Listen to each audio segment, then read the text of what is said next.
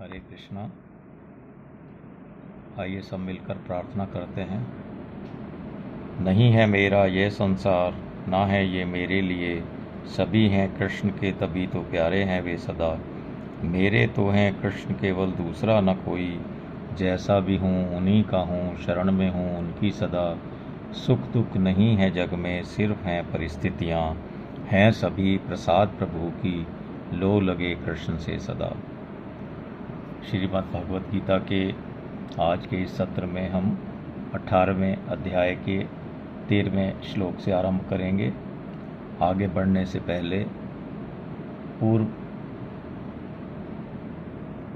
सत्र में लिए गए प्रकरण को ध्यान में ले आइए ताकि हमें समझने में आसानी हो। जिस प्रकार कर्म योग में कर्मों का अपने साथ संबंध नहीं रहता, ऐसे ही सांख्य सिद्धांत में भी कर्मों का अपने साथ ज़रा सा भी संबंध नहीं रहता। इसका विवेचन अब भगवान 13वें श्लोक में करने जा रहे हैं। 13वां श्लोक 18वां अध्याय इस प्रकार है। भगवान श्री कृष्ण अर्जुन से कह रहे हैं, हे महाबाहो, कर्मों का अंत करने वाले सांख्य सिद्धांत में संपूर्ण कर्मों की सिद्धि के लिए ये 5 कारण बताए गए हैं, इनको तू मुझसे सुन। आइए इसकी विवेचना देखते हैं, समझने का प्रयास करते हैं इस श्लोक को। भगवान कहते हैं, हे महाभाव, जिसमें संपूर्ण कर्मों का अंत हो जाता है, ऐसे सांख्य सिद्धांत में संपूर्ण विहित और निषिद्ध कर्मों के होने में 5 कारण बताए गए हैं। स्वयं अर्थात स्वरूप उन कर्मों में हेतु नहीं है।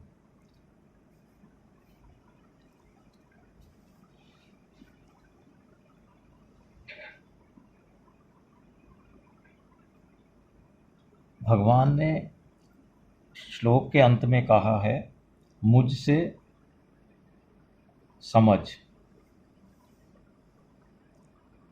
इस अध्याय में भगवान ने जहाँ सांख्य सिद्धांत का वर्णन किया है, वहाँ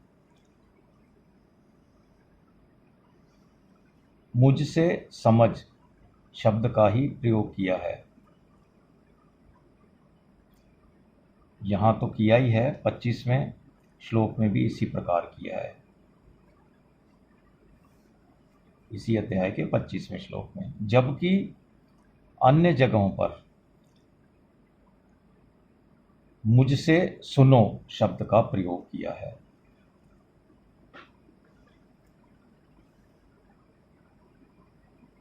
जैसे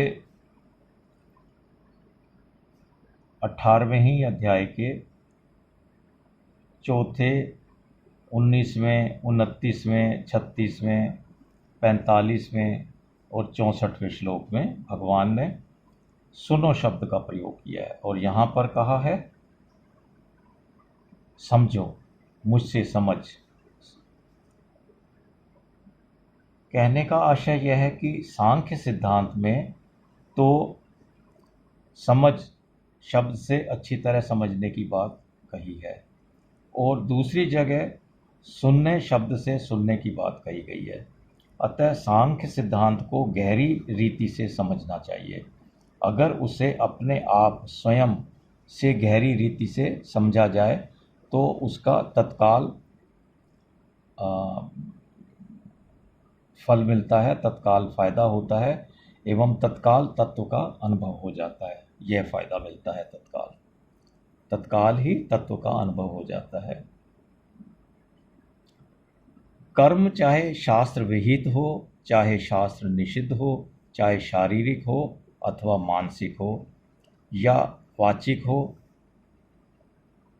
अथवा स्थूल हो, और चाहे सूक्ष्म हो, इन संपूर्ण कर्मों की सिद्धि के लिए 5 कारण बताए गए हैं। जब पुरुष का इन कर्मों से जब पुरुष का इन कर्मों में कृतत्व रहता है तब कर्म सिद्धि और कर्म संग्रह दोनों होते हैं। और जब पुरुष का इन कर्मों के होने में कृतत्व नहीं रहता, कर्ता भाव नहीं रहता, तब कर्म सिद्धि तो होती है पर कर्म संग्रह नहीं होता, बल्कि क्रियमाण होता है। जैसे संसार मात्र में परिवर्तन होता है, अर्थात नदियाँ बहती हैं, वायु चलती है, वृक्ष बढ़ते हैं, आदि आदि जो भी क्रियाएं होती हैं, परंतु इन क्रियाओं से कर्म संग्रह नहीं होता, अर्थात ये क्रियाएं पाप पुण्यजनक नहीं होती अथवा बंधक कारक नहीं होती। कहने का आशय यह हुआ कि कर्तव्याभिमान से ही कर्म सिद्धि और कर्म संग्रह होता है। कर्तव्याभिमान मिटने पर क्रियमाण में अधिष्ठान, कर्ण, चेष्टा और दैव ये चार हेतु ही होते हैं, जो हम अगले श्लोक यानी कि 14वें श्लोक में देखेंगे। यहाँ सांख्य सिद्धांत का वर्णन हो रहा है। सांख्य सिद्धांत में विवेक विचार की प्रधानता रहती है।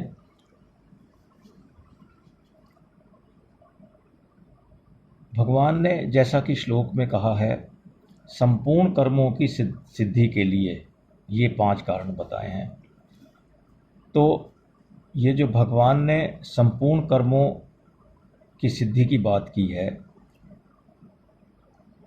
इसका क्या कारण हो सकता है? ये बात यहाँ क्यों छेड़ी गई? क्योंकि अर्जुन के सामने युद्ध का प्रसंग है। क्षत्रिय होने के नाते युद्ध उनका कर्तव्य कर्म है, इसलिए कर्म योग से अथवा सांख्य योग से ऐसे कर्म करने चाहिए जिससे कर्म करते हुए भी कर्मों से सर्वथा निर्लिप्त रहें। यह बात भगवान को कहनी है, इसलिए उन्होंने यहाँ पर संपूर्ण कर्मों की बात की है। अर्जुन ने सांख्य का तत्व पूछा है, इसलिए भगवान सांख्य सिद्धांत से कर्म करने की बात कहना आरंभ करते हैं। अर्जुन स्वरूप से कर्मों का त्याग करना चाहते थे, अतः उनको यह समझाना था कि कर्मों का ग्रहण और त्याग दोनों ही कल्याण में हेतु नहीं हैं। कल्याण में हेतु तो परिवर्तनशील नाशवान प्रकृति से अपरिवर्तनशील अविनाशी अपने स्वरूप का संबंध विच्छेद ही है। उस संबंध विच्छेद की 2 प्रक्रियाएं हैं, कर्मयोग और सांख्य योग। कर्मयोग में तो फल का अर्थात ममता का त्याग मुख्य है और सांख्य योग में अहमता का त्याग मुख्य है, जैसा कि पहले भी बताया गया है।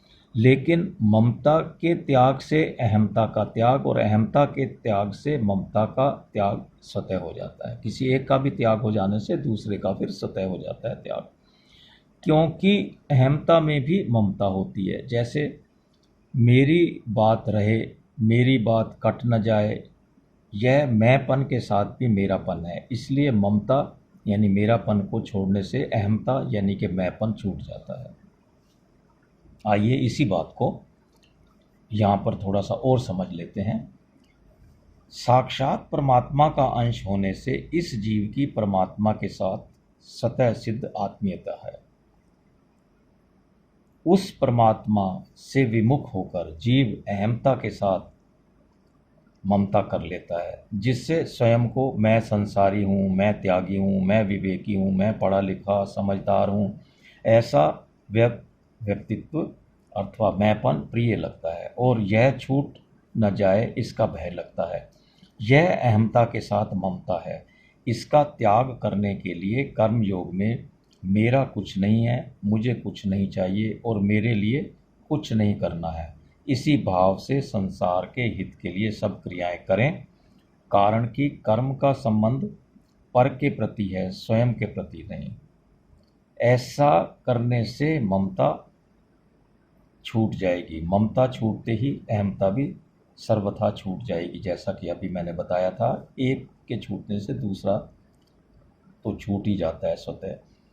कर्म योग में स्थूल शरीर से क्रिया, सूक्ष्म शरीर से परहित चिंतन और कारण शरीर से स्थिरता अथवा एकाग्रता, ये तीनों ही संसार के हितार्थ होते हैं। इसलिए दूसरों के हित के लिए कर्म करते करते सबके हित का चिंतन होता है। हित का चिंतन होते होते स्वतः ही स्थिरता आ जाती है। उस स्थिरता में अहमता और ममता दोनों का त्याग होता है और त्याग होने से शांति मिलती है। संसार के त्याग से जो शांति मिलती है वह स्वरूप अथवा साध्य नहीं है, बल्कि वह एक साधन है।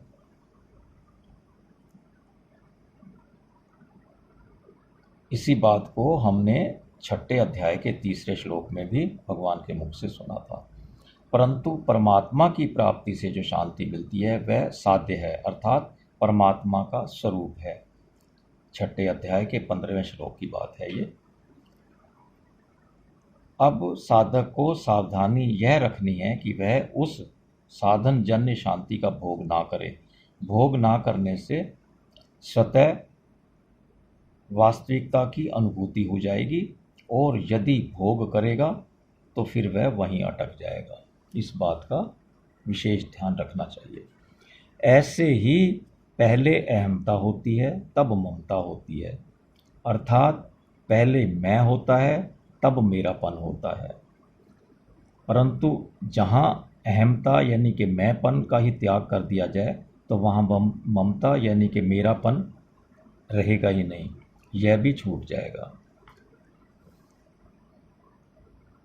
आत्मा को अकर्ता बताने के लिए 5 कारणों का वर्णन करते हैं। इन 5 में कर्तव्य का त्याग होने पर कर्मों का सर्वथा अंत अथवा संबंध विच्छेद हो जाता है। तो इस प्रकार हमने 13वें श्लोक को समझा। अब 14वें श्लोक की तरफ बढ़ रहे हैं। उसी के निरंतर में है ये श्लोक भी, 13वें के निरंतर में ही है। संपूर्ण कर्मों की सिद्धि में 5 हेतु कौन से हैं, अब भगवान यहाँ बताने जा रहे हैं। तो 14वां श्लोक इस प्रकार है। इसमें कर्मों की सिद्धि में, इसमें का मतलब कर्मों की सिद्धि में, जो पिछला श्लोक था उसी के निरंतर में है ये श्लोक। और श्लोक जिस शब्द से आरंभ किया गया है उसी से पता लगता है कि ये कोई पिछली बात से इसका संबंध है। इसमें अर्थात कर्मों की सिद्धि में अधिष्ठान तथा कर्ता और अनेक प्रकार के करण एवं विविध प्रकार की अलग अलग चेष्टाएं और वैसे ही 5वां कारण दैव यानी कि संस्कार है। तो ये 5 कारण बताए हैं भगवान ने। पहला कारण क्या बताया है? अधिष्ठान।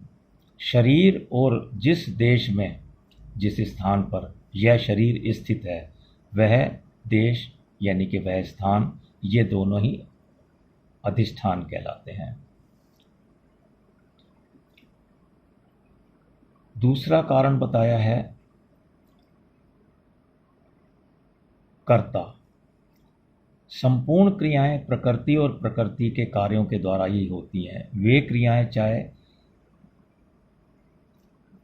समष्टि हों अथवा व्यष्टि, परंतु उन क्रियाओं का कर्ता स्वयं नहीं है। केवल अहंकार से मोहित अंतःकरण वाला, अर्थात जिसको चेतन और जड़ का ज्ञान नहीं है, ऐसे अविवेकी पुरुष ही जब प्रकृति से होने वाली क्रियाओं को अपनी मान लेता है तब वह कर्ता बन जाता है। ऐसा कर्ता ही कर्मों की सिद्धि में हेतु बनता है। तीसरा कारण बताया है अनेक प्रकार के करण।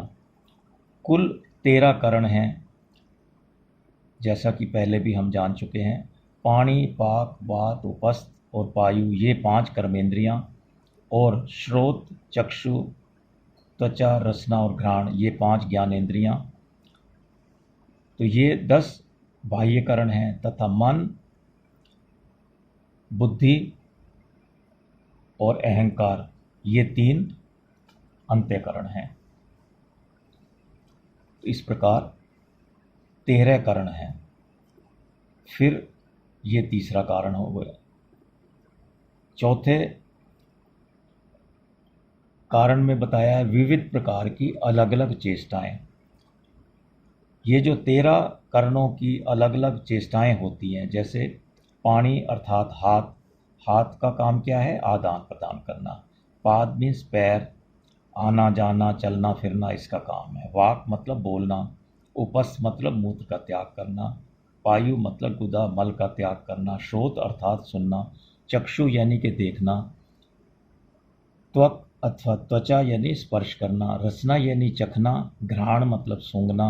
मन अर्थात मनन करना। और बुद्धि अर्थात निश्चय करना। और अहंकार, मैं ऐसा हूँ आदि अभिमान करना। तो ये इनके इन कर्णों के जो कार्य बता दी हैं सबके।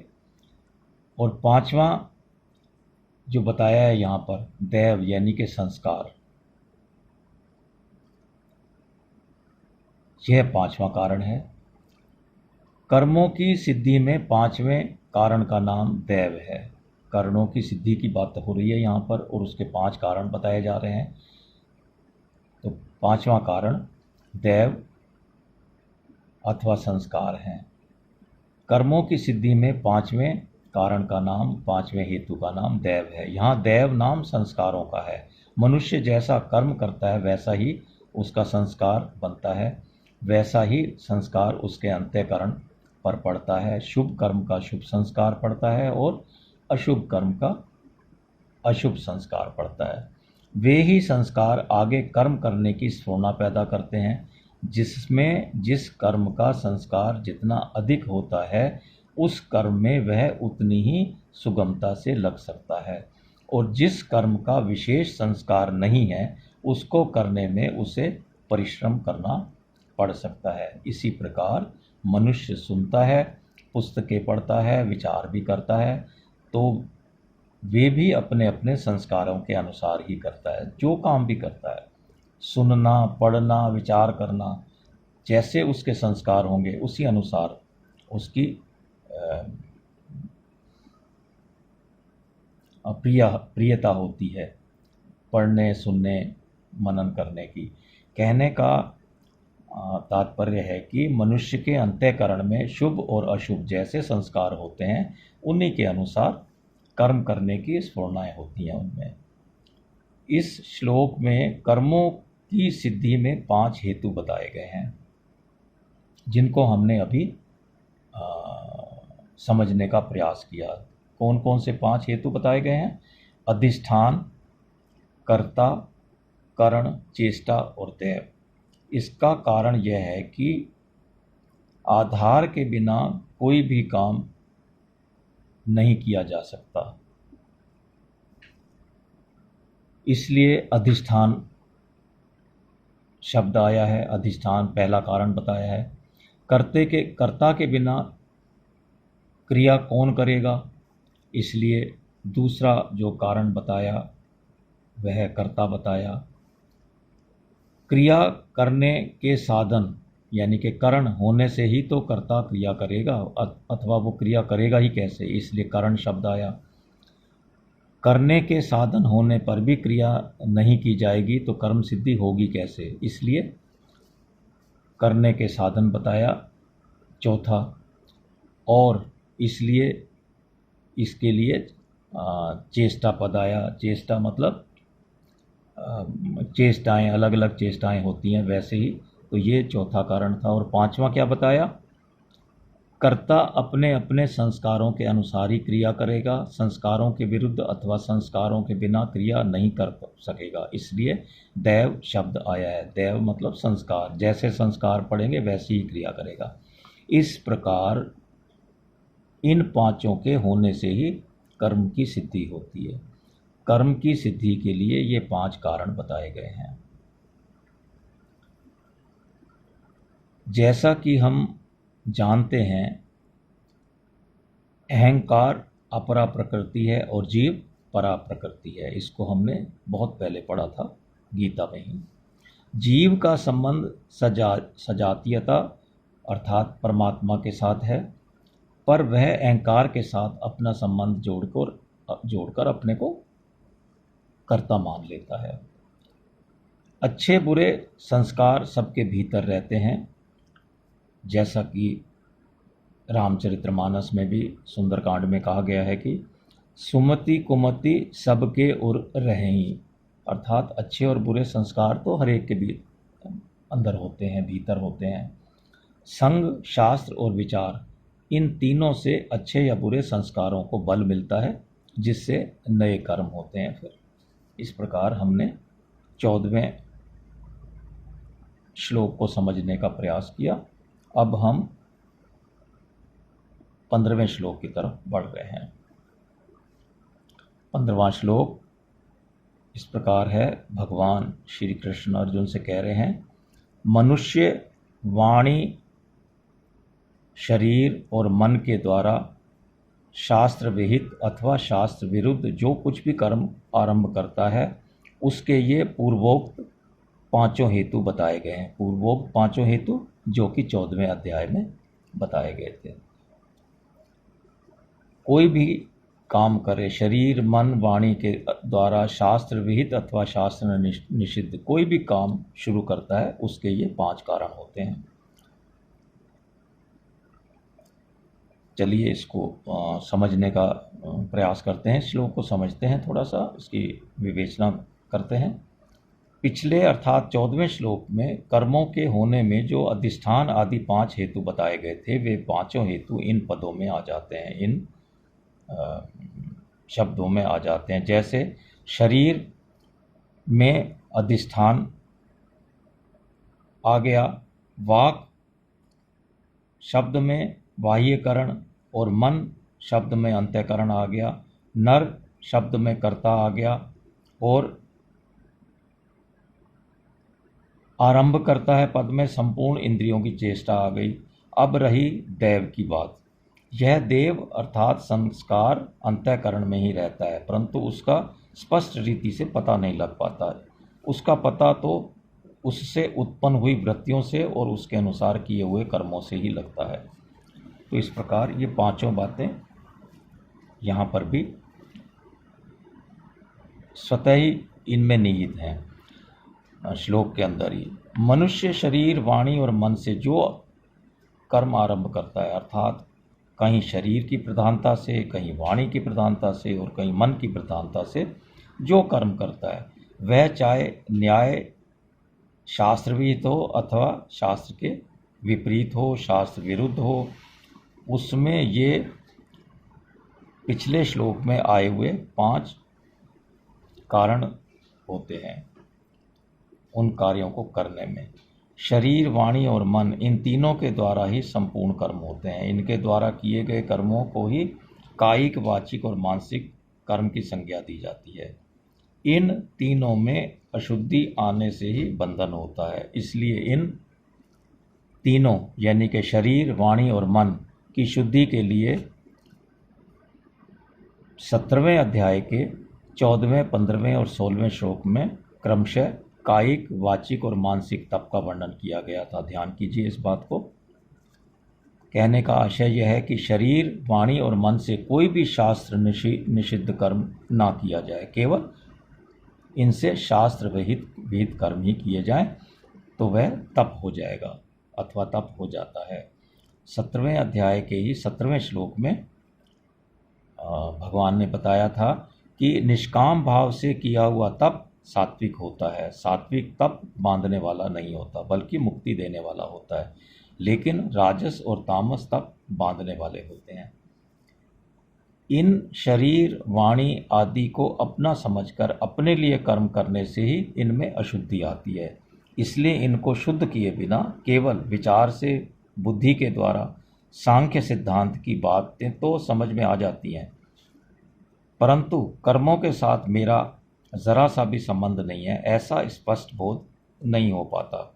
ऐसी हालत में साधक शरीर आदि को अपना ना समझे और अपने लिए कोई भी कर्म ना करे, तो वे शरीर आदि बहुत जल्दी शुद्ध हो जाते हैं। अतः चाहे कर्मयोग की दृष्टि से इनको शुद्ध करके इनसे संबंध तोड़ लें, चाहे सांख्य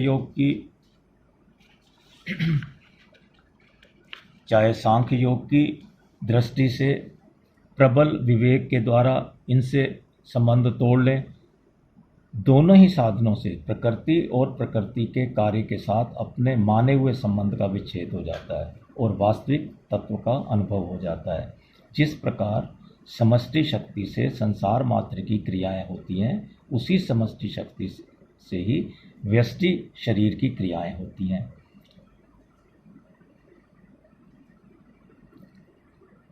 इसको मैं दोबारा सरल भाषा में भी बता देता हूँ। जिस समष्टि शक्ति से संसार मात्र की क्रियाएं होती हैं, उसी समष्टि शक्ति से ही व्यष्टि शरीर की क्रियाएं होती हैं।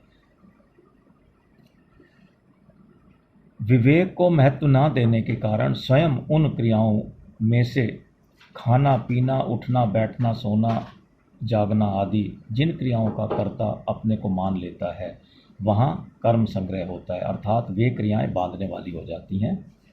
लेकिन जहाँ स्वयं अपने को कर्ता नहीं मानता, वहाँ कर्म संग्रह नहीं होता, वहाँ तो केवल क्रिया मात्र होती है। इसलिए वे क्रियाएं फलोत्पादक अर्थात बांधने वाली नहीं होती। जैसे बचपन से जवान होना, श्वास का आना जाना, भोजन का पचना तथा रस आदि बनना, शरीर के अंदर रक्त का बनना, रस का बनना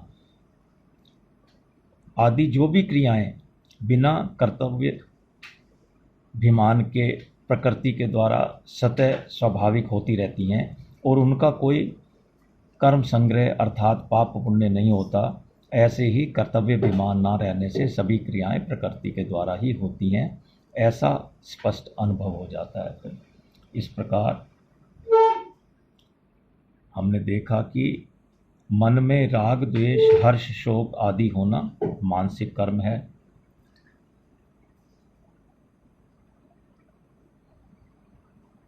श्लोक में आए हुए इन 3 शब्दों को पुनः हम देखते हैं।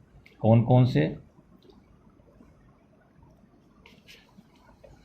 एक तो संस्कृत में जो श्लोक है उसमें न्यायम शब्द का प्रयोग किया गया है, यानी सात्विक कर्म, शास्त्र विहित कर्म अथवा शुभ कर्म।